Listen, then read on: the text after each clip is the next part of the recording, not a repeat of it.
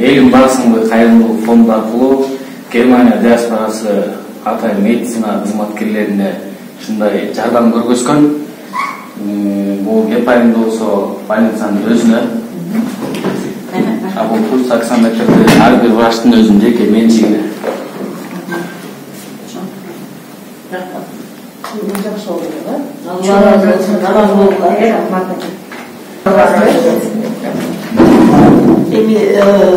Ушул аламат дүйнөгө эметкен аламат болду, мындай аламат деп койсоктор, канча эл ооруду, канчасы жок болду дегендей.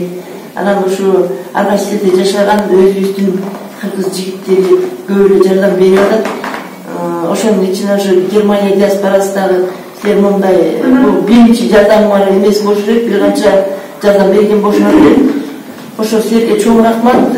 Алыста жүрсөңөр да ушу элибиздеги элди ойлоп силер аман болгула, Алла ыраазы болсун.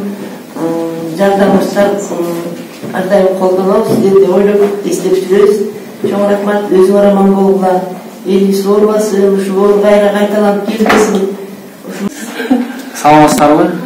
Элим барысында кайрымдуулук фонду аркылуу Германия диаспорасынан ушундай пульс таксометр мед кызматкерлерине белек кылып атат.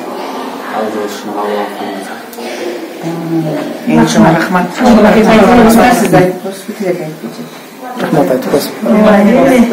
Германиядагы жана кыргыздардын диаспорасына чоң рахмат.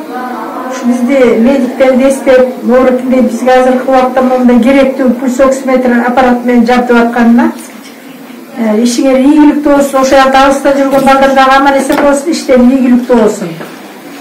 Эл журтубузда аманчылык, тынччылык болсун, оорубуз азайып, элибиз аман эсен болсун.